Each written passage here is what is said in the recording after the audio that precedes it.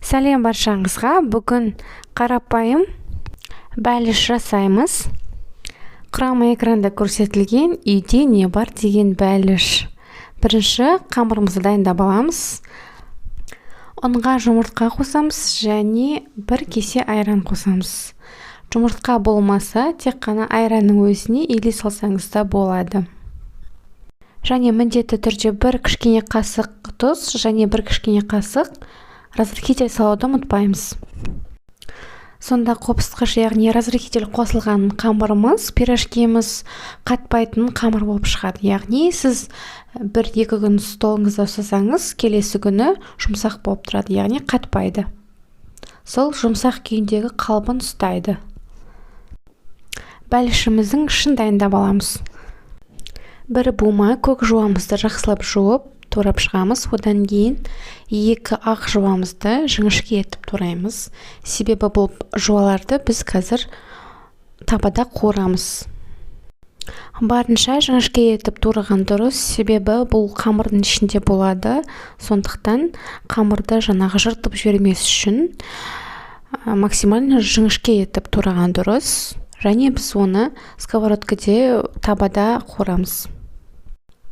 Бізге 2-3 ас қасық сумай, яғни подсолнечное масло жетеді. Қатты газда, қатты қызуда қуырып шығамыз. Достар, поделиться кнопкасын басып, WhatsApp чаттардан бөліссеңіздер болады. Каналымыздың дамуына үлесін қосқыларыңыз келсе, подписаться кнопкасын басып, лайк, комментарий қалдырып кетсеңіздер болады. Осы қуырылып жатқан уақытта жуамызға қара бұрыш және тұз салуды ұмытпаймыз, себебі сол тұз бен қара бұрыштың арқасында біздің жуамыз өте дәмді шығады. Жуамыз қызардау деген кезде ғана бөлек ыдысқа салып аламыз, яғни шеттері қоңырқай түске боялып қуырылу керек. Және үлкендігі басылады, яғни объемы кішірейеді. Одан кейін табамызды жуып, қайтадан 2 ас қасық май құямыз. Одан кейін турап алынған, жіңішке туралған сәбізімізді қуырамыз. Бұл жерде менің сәбізім ашылған және тоңазытқышта сақталған етін. Келесі күні мен алдымдағы шығарып қойып, турап осылай табаға қуырып жатырмын. Одан кейін бөлек қуырылған сәбізбен жуаны бірге қосамыз. Оның үстіне жіңішке етіп туралған, майдалып туралған көк жуан қосамыз. Жақсылап барлығын бір-бірімен араластырамыз, өйткені сумай бар бұл жерде, қара бұрыш бар қосылған жуаға және тұз бар. Дәмін көресіздер. Егер аздық етсе, тұзды да және қара бұрышты да осы уақытта тағы да үстіне себелеп қоссаңыз болады. Келесі енді біздің қамырымыз. Қамырды біз 10-15 минутке тындырып қойдық.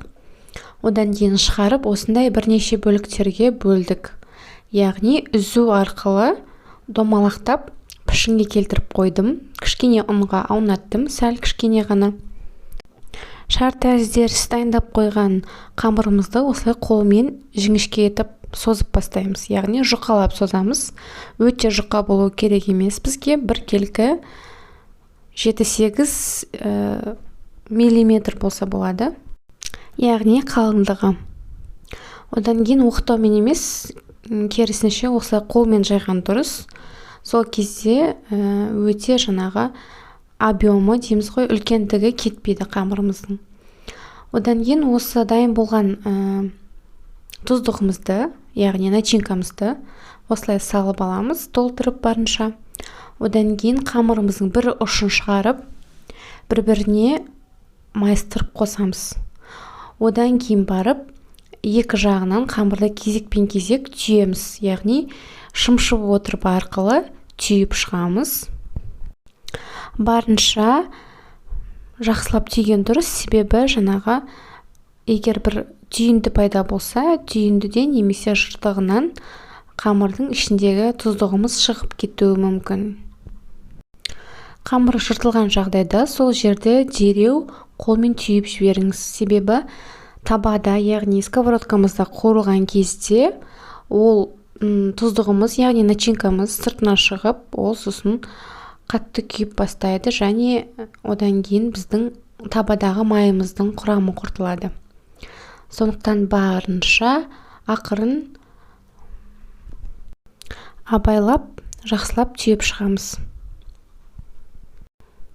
Менде 7-8 штук шықты иленген қамырымнан, яғни маған осы 7 штук пирожки жеткілікті, өйткені олар өте үлкен, яғни объемы үлкен. Сондықтан осы начинкаға 7 штук бәліш шығады екен. Қалауларыңызға қарай тұздықты өзгертсеңіз болады. Яғни тұздықтың құрамын өзгертсеңіз болады. Тек қана жуамен, картошкамен жасасаңыз болады. Немесе асылған жұмыртқа және көк жуан қосындысынан жасасаңыз болады. Және осылай сәбізбен, жуамен және көк жуамен үшеуін қосып, осындай тұздық жасасаңыз болады. Яғни өзіңіздің қалауыңызға қарай. Тұздықты өзгерте беруге болады. Немесе фарштан жаңағы етпен, жусаймен жасасаңыз болады. Немесе ет, картошка және жуа, осындай 3 заттың қосындысынан тұздық жасасаңыз болады. Қамырымызға дұрыс салынбағаннан кейін, тек қана айран және жұмыртқадан иленген қамыр болғаннан кейін өте ыңғайлы. Аяқ астынан бір қонақ келіп қалса да, немесе шайға осындай бір пирожки немесе жаңағы бәліш жасау керек болса, жаңағы қамырдың үлкейгенін немесе ашығанын күтіп отырмайсыз. Тез арада иілеп, осылай начинкасын, яғни тұздығын дайындап алып, қамырды жая саласыздағы табада, сковородкаде қуыра саласыз.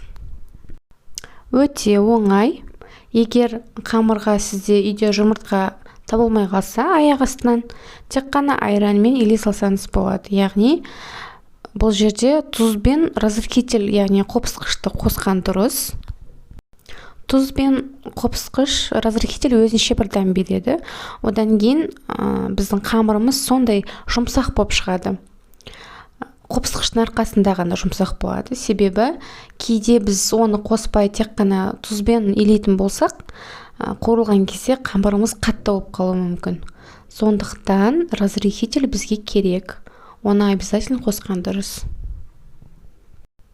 Осылай қамырымызды жақсылап түйіп болғаннан кейін, қолмен жаймен ғана біркелкі формаға келтірсеңіз болады. Яғни үстінен жаймен шайқау арқылы қолмен бір ыңғайлы формаға сәл ғана келтіресіз.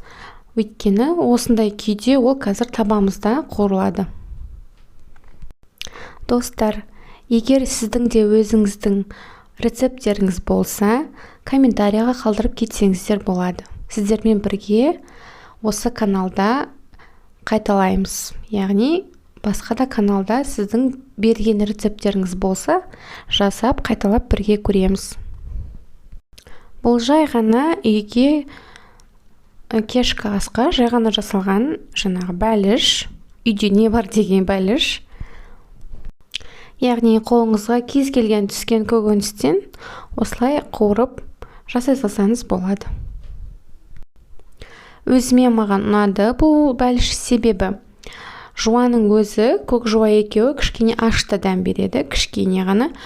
Бұл жерде сәбіз кішкене тәтті дәм береді. Яғни барлығын қосқанда сондай керемет бір дәм шығады. Яғни өте ашты емес және өте тәтті емес, орташа дәм шығады. Сондықтан сәбіз артық болмайды. Енді осылай барлық пирожкимізді, яғни бәлішімізді табаға саламыз. Қатты қыздырамыз отымызды, газымызды қатты ашып, максимально қайнап тұрған майда, су майда осылай қуырып аламыз. Пирожкиіңізді қайнап тұрған қатты майда қуырасыз. Яғни майыңыз қатты қызбаса, ертерек қамырымызды, яғни пирожкиімізді салып қажет емес. Яғни күтесіз. бір 5 минуттан кейін қатты майыңыз қайнап осылай ысып бастаған кезде, қызған кезде ғана бәлішіңізді қуырып аласыз. Астарыңыз дәмді болсын. Сіздермен болған Смағұлова Еңлік.